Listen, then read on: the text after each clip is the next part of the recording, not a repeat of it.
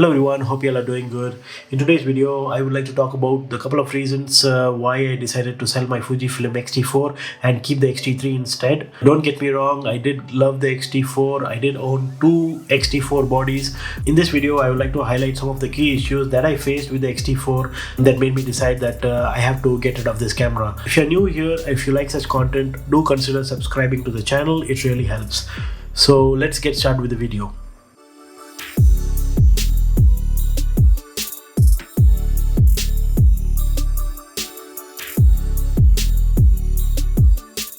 So, as I told you before, I got rid of my X T4 and the reason number one is autofocus.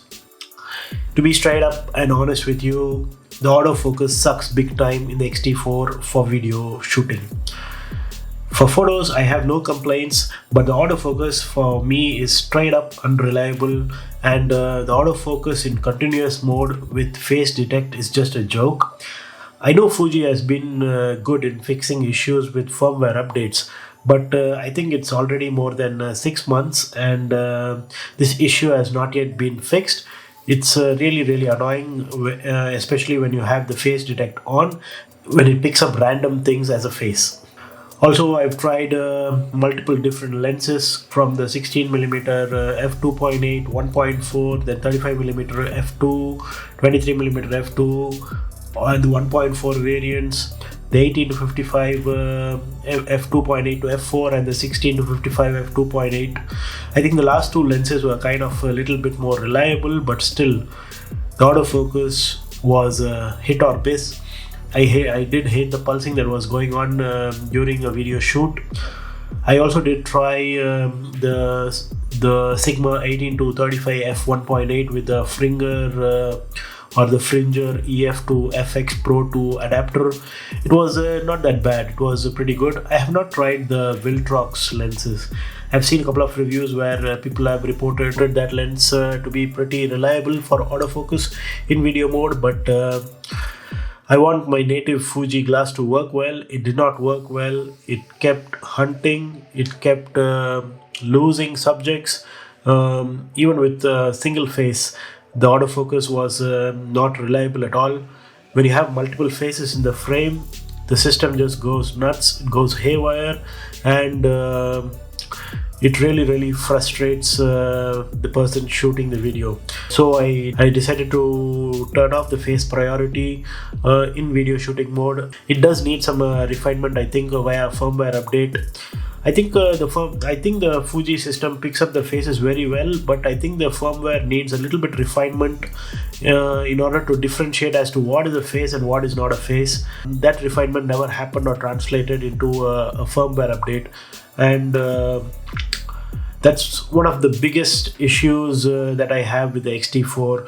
And the X T3 also has that issue, but it is not as prevalent as you find that on the X T4. That is one of my biggest observations. The X T3 also has this issue with face detect autofocus, but with the X T4, this is in the next level. I feel this is a bit too annoying, I feel.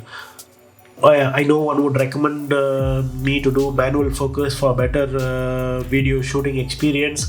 I just do some very basic video work for which I want the autofocus to work as advertised. It didn't work as promised, so I decided to get rid of the Fujifilm X T4. It's very simple.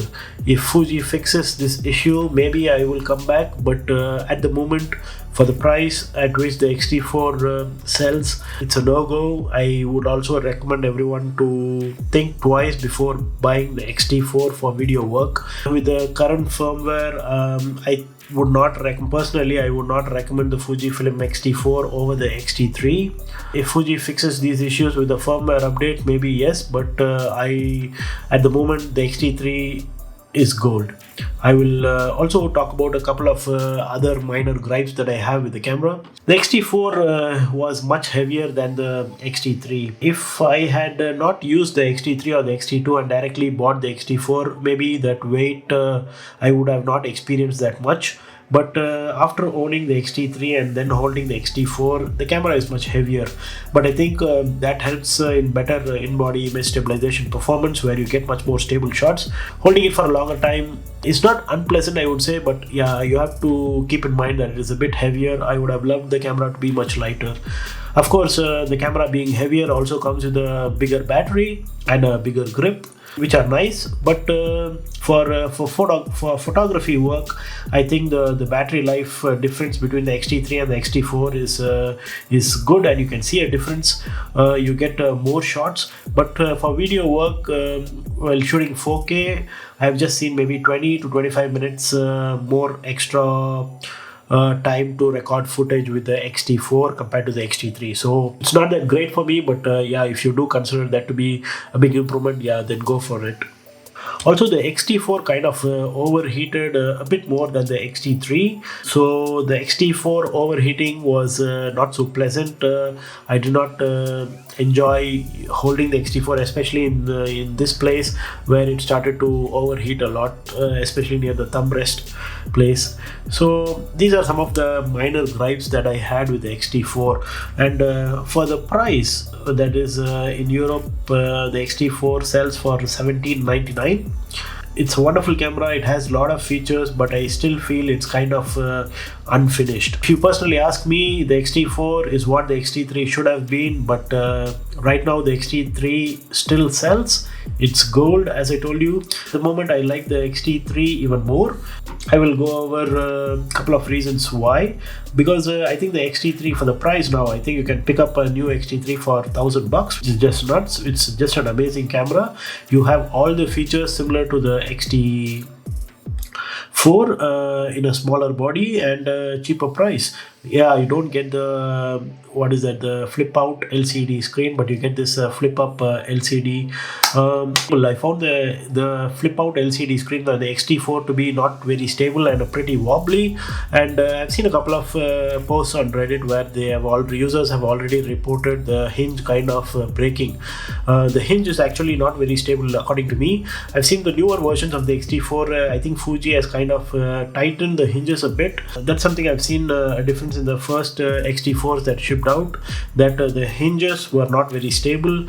When people were talking about the flip out LCD screen not to be great, I did not understand, because I've never used one with a flip out LCD. But once when I started to use a flip out LCD on the X-T4, I did not enjoy the user experience. I still love the flip up LCD screen, and I can take a video like this and I can see the screen, but here this one moves out, and it's kind of a little bit annoying where you have to stabilize your camera like this rather than holding your camera like this. So you kind of hold the screen also with another hand rather than here. Now my other hand is on the lens and I have better stability. Of course, the X-T4 has in-body image stabilization. It's just beautiful. The footages with the in-body image stabilization is nice, but still there is this sticky IBIS performance when you pan. It's still not eliminated. It's kind of fixed with some firmware updates, but nowhere close to what you find in the Panasonics or even the newer Canons. Fuji has a lot of work to do on the IBIS front as well. A couple of firmware updates on the X-T4, they did fix the exposure jumping issues that were happening. Fuji is addressing many issues, but has still not addressed the biggest issue, which was the autofocus, and that is one of the main reasons I got rid of the X-T4. With the price of the X-T4 being so steep and having two bodies, I decided to get rid of the X-T4 and keep my X-T3 instead. Another thing that I do not like with what Fuji is doing is having different film simulations or film color profiles for each model of their Fuji cameras, like the X100V, X Pro 3, X-T3, X-T4 all have similar processor, have the same processor and the same sensor, but they have so many different variations of film simulations. I know Fuji wants to sell cameras, but I feel that this marketing ploy is is I'm not in favor of this, or it's kind of cheaping out for me. Maybe Fuji should reconsider having film simulations across all cameras to be very similar. If it's a technical issue where they cannot implement this, I understand, but I don't think this could be a technical issue to have film simulations, especially with the external sensors. Finally, don't get me wrong, I do love the X-T4. I did love the X-T4, and one of the best things about the X-T4 was the shutter sound was just so damp, and the sound was so much dampened, and it was so quiet, and I really liked the shutter release experience on the X-T4. I did love shooting with the X-T4, but the autofocus was one of the main issues that made me go over the fence, and me deciding to sell the X-T4. So if Fuji kind of fixes the autofocus issue, maybe I will get back to Fuji X-T4. My recommendation for anyone who's looking to get into the Fujifilm system, especially if anyone wants to buy the X-T4, I would strongly urge them to consider the X-T3. X-T3 is an amazing camera for the price. For the price of the X-T4, I would recommend you guys to buy an X-T3. You can buy a Ninja V and a gimbal, and that will be an amazing bundle, and you can get some extra batteries, some really cheap batteries. The third-party batteries for Fuji are not very expensive compared to the proprietary Fuji batteries, so then you should be all set. I would still recommend anyone considering to get into the Fujifilm system to strongly consider the Fujifilm X-T3 over the X-T4. That's about it for this video, and let me know your thoughts in the comment section below. Maybe you do love your X-T4, so just let me know your thoughts in the comment section below. That's about it for now, and again, thanks for watching, and until the next one, ciao ciao.